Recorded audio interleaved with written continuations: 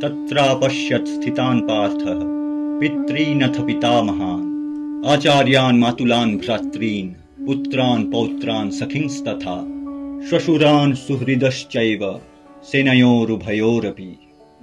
অর্জুন উভয় সৈন্যদলের মধ্যে উপস্থিত তার পিতৃব্য, পিতামহ, আচার্য, মাতুল, ভ্রাতা, পুত্র, পৌত্র, বান্ধব, শ্বশুর এবং নিজের শুভাকাঙ্ক্ষীদের দেখতে পেলেন। तान् समीक्ष्य स कौन्तेयः सर्वान् बन्धून् अवस्थितान् कृपया परयाविष्टो विषीदन्निदमब्रवीत्। তাদের মধ্যে কুন্তিপুত্র অর্জুন কেবল নিজের আত্মীয় স্বজন এবং বান্ধবদের দেখে কৃপাবিষ্ট হয়ে দুঃখের সাথে বললেন, অর্জুন উবাচ দৃष्ट्वेमं स्वजनं कृष्ण युयुत्सुं समुपस्थितं सीदन्ति मम गात्राणि मुखं च परिशुष्यति वेपथुश्च शरीर में रोमहर्षश्च जायते गांडीवं स्रंसते हस्तात् त्वक्चैव परिदज्यते।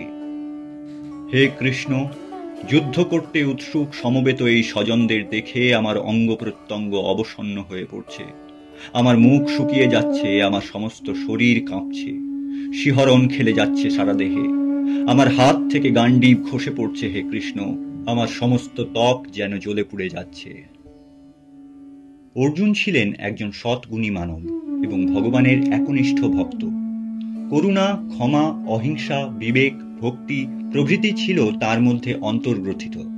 সেই কারণে তার যে সমস্ত অশুভ বুদ্ধি সম্পন্ন আত্মীয় স্বজন এবং বন্ধুবান্ধবেরা তাকে এবং তার 4 ভাইকে সব রকম দুঃখ কষ্টের মধ্যে ঠেলে দিতে দ্বিধাবোধ করেনি, যারা তাদেরকে তাদের সমস্ত ন্যায্য অধিকার থেকে বঞ্চিত করার জন্য এই যুদ্ধের আয়োজন করেছিল, যুদ্ধক্ষেত্রে তাদেরকেই দেখে অর্জুনের অন্তরাত্মা কেঁদে ওঠে। উভয় সৈন্যদলে নিজের স্বজনদেরকে একে অপরের রক্তের পিপাসু হয়ে উপস্থিত দেখে তার মনে এবং শরীরে বিষণ্ণতা ছেয়ে যায়।